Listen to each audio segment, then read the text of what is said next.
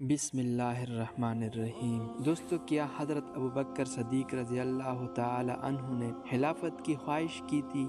کیا انہوں نے خود خلافت لی تھی؟ اور جب انہیں خلافت دی گئی تو ان کا رد عمل کیا تھا؟ آج ہم جانیں گے کہ خلافت کے معاملے میں حضرت ابوبکر صدیق رضی اللہ کا طرز عمل کیسا تھا اور انہوں نے مسلمانوں کو کیا پیغام دیا۔ جب حضرت ابوبکر صدیق رضی اللہ تعالی عنہ کو جب خلافت دی گئی تو انہوں نے ایک طریح خطاب کیا۔ انہوں نے کہا، اے لوگو، اگر تم یہ سمجھتے ہو کہ میں نے خلافت اپنے خواہش سے حاصل کی ہے یا میں تم پر فوقیت چاہتا ہوں تو یہ بالکل غلط ہے۔ قسم ہے اس ذات کی جس کے قبضے میں میری جان ہے، نہ میں نے خلافت مانگی نہ ہی مجھے اس کی کوئی خواہش تھی۔ یہ بہت بڑی ذمہ داری ہے اور میرے لیے اسے نبھانا مشکل ہے۔ ہاں، اگر اللہ نے میری مدد فرمائی تو اور بات ہے۔ حضرت ابوبکر صدیق رضی اللہ تعالیٰ عنہ نے فرمایا، میں چاہتا ہوں کہ رسول اللہ صلی اللہ علیہ وآلہ وسلم کے کسی اور صحابی کو خلافت دی جائے، بشرطیہ کہ وہ انصاف سے کام لے۔ اس لیے میں یہ خلافت تمہیں واپس کرتا ہوں اور تم میری بیعت ختم سمجھو۔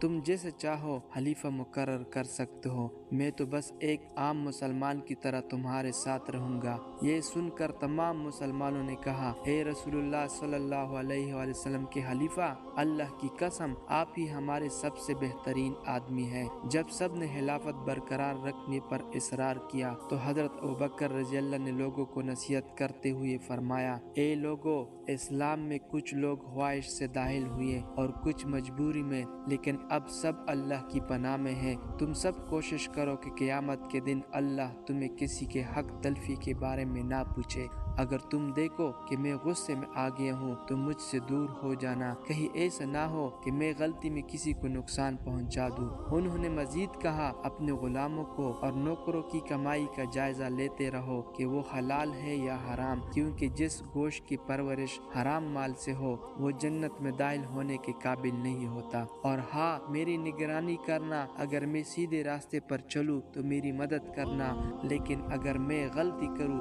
تو مجھے سیدھا کر دینا۔ یہ تھی حضرت ابوبکر صدیق رضی اللہ تعالی عنہ کی عاجزی، دیانتداری اور اللہ کے خوف سے بری تقریر۔ ہمیں بھی چاہیے کہ ہمیں اپنے حکمرانوں اور رہنماؤں کو ان اصولوں پر رکھیں اور اپنی زندگی میں بھی انصاف، سچائی اور تقوی کو اپنائیں۔